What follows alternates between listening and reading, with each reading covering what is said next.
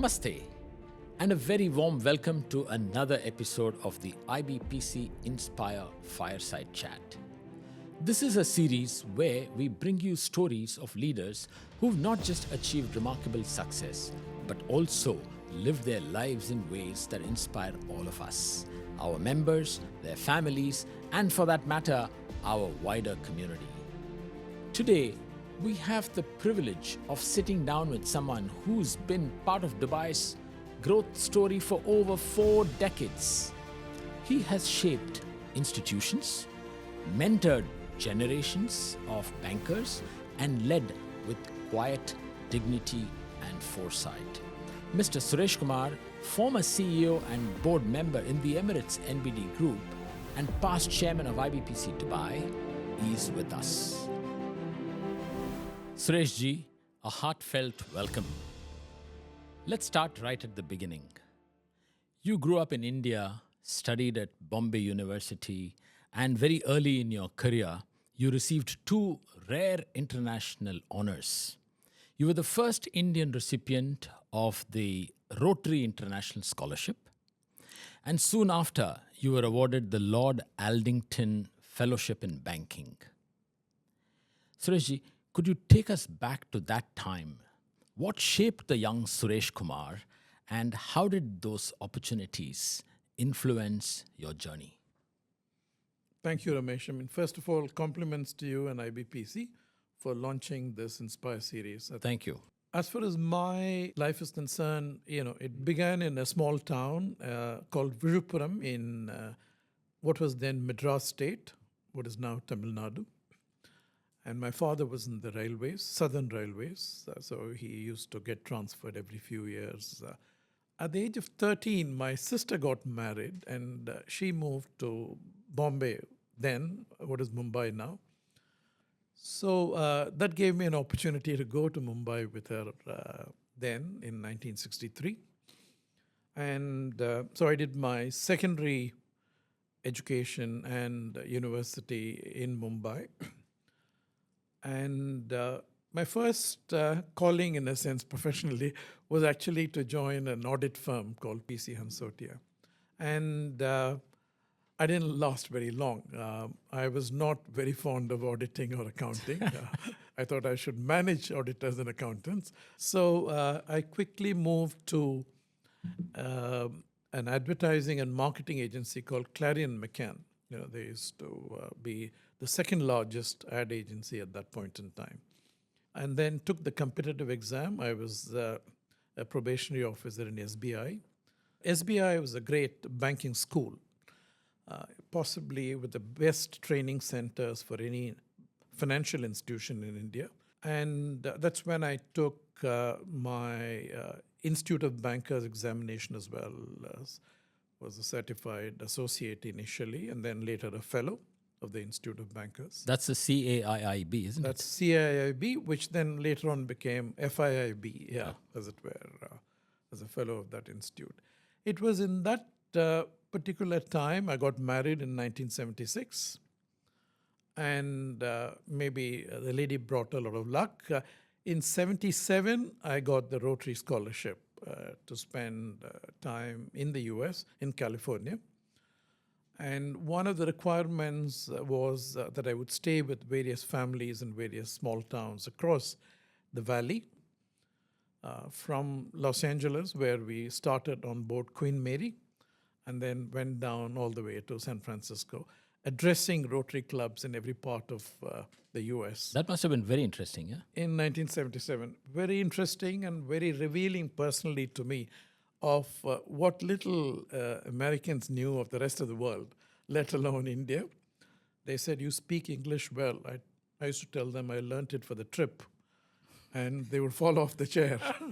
So that was the extent of exposure that they had to outsiders, but it was, in a sense, good learning from both perspectives. As luck would have it, the following year, I was the first recipient of the Lord Aldington Banking Fellowship.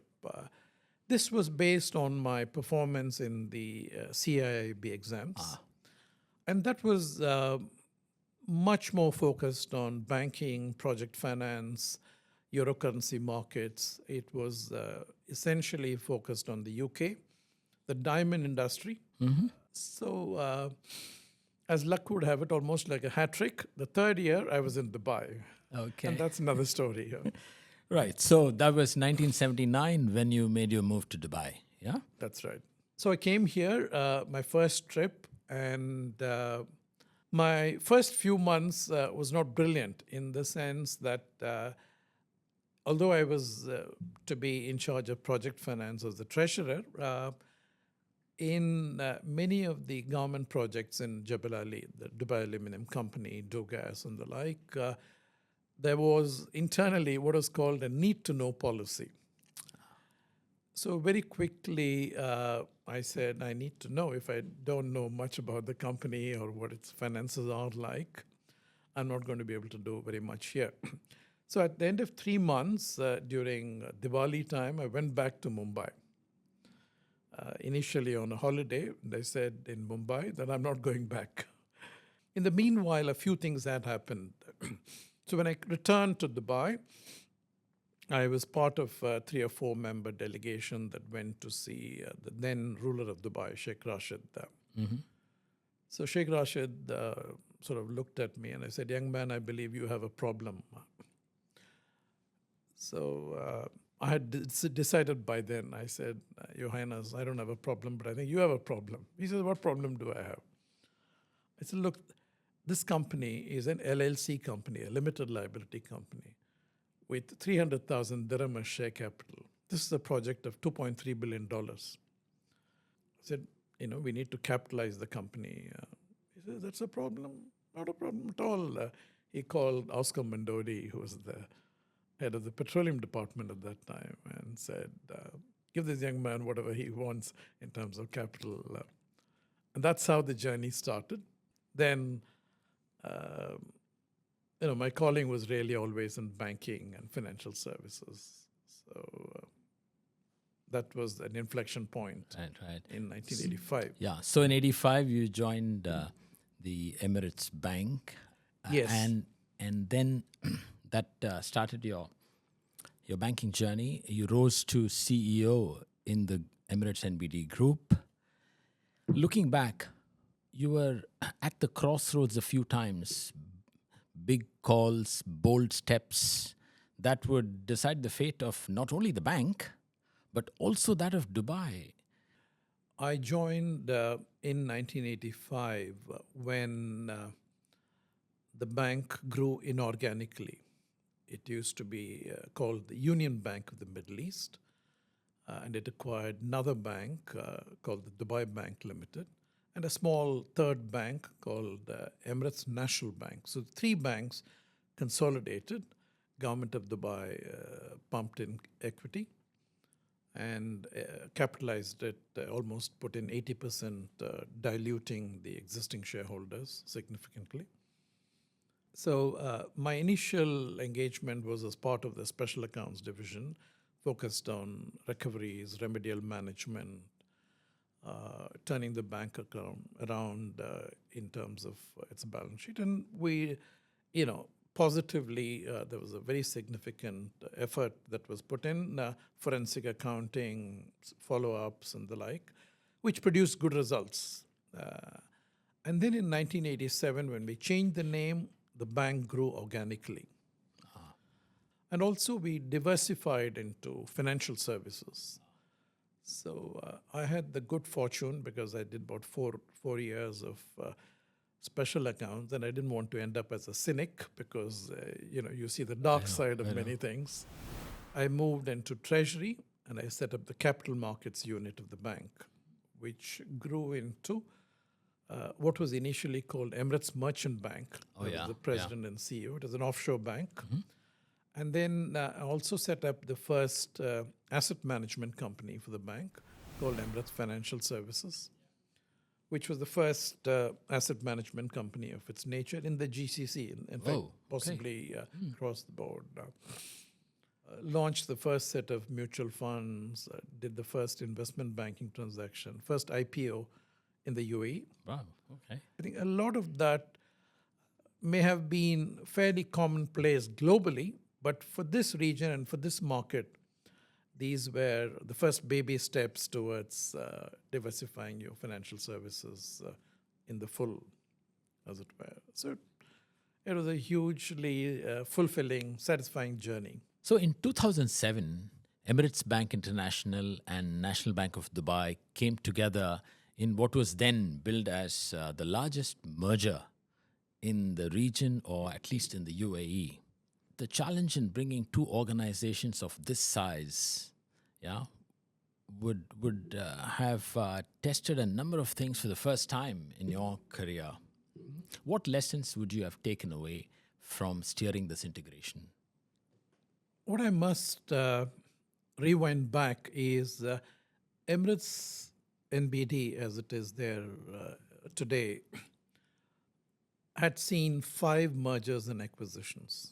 The 3 that came together in 1985, and then in 1991, what was then called the Middle East Bank, part of the Al Futtaim Group, also merged into Emirates Bank International.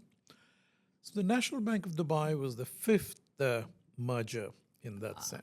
Okay. So the merger with the National Bank of Dubai worked to a plan. And I think that was done very sensibly. The systems were integrated. The merger was very, very well advised in every respect of the term. And I think the shareholders of both the banks benefited as a result of that well-organized, well-managed merger. And since then, the bank has grown tremendously. It's one of the largest banking and financial services group in the region. And its organic growth has been significantly important. In the context of IBPC members, yeah, most of whom are professionals or businessmen, or business people, I should say now, to be politically correct, much of their work revolves around weighing risk against opportunity. Right? From your years in banking, what lessons on risk, resilience, and trust would you share with them? I think the opportunities first, and I think the opportunities grew tremendously. Dubai clearly stood out as the place where the opportunities preceded. You often showed the initiative to seize the opportunity, manage the risks, mitigate the risks. And that was the approach every manager here had to do, because it soon became a global marketplace. You had to put in place best practices and evolve them as you go along, because as a global competitive business hub, you had to bring in that intensity. Be your best critic, develop in-house, and in yourself what it takes to make a go of it. The assessment and adaptation, yeah? Absolutely. Right. From leading an internationally large institution such as Emirates NBD, you then moved on as either chairman or board member in a number of institutions such as Federal Bank, board member at ICICI Prudential Asset Management Company, Federal Life, and so forth. How did these board experiences sharpen your leadership philosophy, especially in balancing oversight, strategy, and mentorship? So soon when I retired from Emirates NBD in 2012, I became an independent director on some of these boards. And I think governance is very much now part of what is ESG across the board. Leaving the executive to manage the bank. So you don't actually manage the underlying company or institution, but you oversee. And that's a very important cut. When you were part of a executive leadership, for you to make the transition to governance where you don't micromanage, but you lead, you provide the leadership inputs. So I think it was again, a tremendous journey. I've been on a number of boards. as independent directors. I was also on a number of boards within Emirates and BD, Right. some of the subsidiary companies that I set up for the bank. And so I think it's been a tremendously insightful journey. So, closer home in IBPC, yeah, you were chairman at a very pivotal time for the council. What does the council mean to you personally? And how do you see its role in enriching the Indian business and professional community here in Dubai? The IBPC journey actually started way back in 1997. At that time, I had set up or helped set up the Indian Business Council called IBC. The original thoughts behind setting up the Indian Business Council was that you needed a professionally administered, managed voice for the Indian business community. One interesting reason why IBPC came into play was I was traveling to Munich with the then chairman of Dubai Chamber of Commerce. That it is. It used to be called DCCI, Dubai Chamber of Commerce and Industry. His Excellency Obaid Al Tayar. And in the course of the conversation on the flight, he said, why does your community have 3 organizations, whereas every other nationality has just one? So can you do something about it? It was a conversation, and we all moved on. I came back to Dubai, and after a couple of weeks, Obaid calls me and says, what happened? I told you something about your business councils. So I told Obaid very clearly, I said, look, this requires a very strong decision-making from your end. It can't be done gently. If you have to make an omelette, you have to break some eggs. And egos have to be put aside. So he called the heads of the 3 organizations to the chamber. And I'd given him a script. I told them, give them 10 minutes and say that you're going to have a press conference to announce that all 3 their licenses are to be cancelled or put in abeyance. He played to script, and that's how IBPC, the decision to form an apex body was formed. And it worked well. And then in the year 2003, we had elections. I was the first elected president of IBPC and spent 2 years. The constitution was something that we had hurriedly put together, drawing from the 3 organizations' constitutions. So the rest of it, is history, as they say. Great. Beside every strong leader is a strong family. Yeah, your wife, Mrs. Setu Kumar, in her own capacity, is an accomplished professional. Yeah, a former officer of SBI, and the head of science at Emirates International School. Correct. In Dubai. How has her journey influenced your life, your actions, and, if I may add, enriched it? If I can say simply, she's the best wife in the world that I could have had. In all of these professional pursuits, you need a strong partner at home. Someone who's not just understanding, accomplished, sensitive, and she's perhaps much more intelligent or adaptive than I am in many respects. So we complement each other very well. And I think our children as well. So my son was born in Dubai. My daughter came to Dubai when she was 2 years old. And so much of our life and journey, we're a fairly private family in that sense, very close-knit. Her role has been phenomenally supportive phenomenally supportive. Very well. We'll make sure she gets a copy of the raw, unedited version of this podcast. Sureshji, we've touched upon several decades of your life in chronological order, moving from your childhood to how you grew up and moved to Dubai, and your formative years, the bold calls you took at the bank, and the various leadership roles you held. But there's so much more to cover. To our viewers, that's where we will pause part 1 of this Inspire Fireside chat. But don't go too far. Part 2 will take us into the high-stakes decisions, the turning points, and the personal philosophies that make Mr. Suresh Kumar's story truly timeless.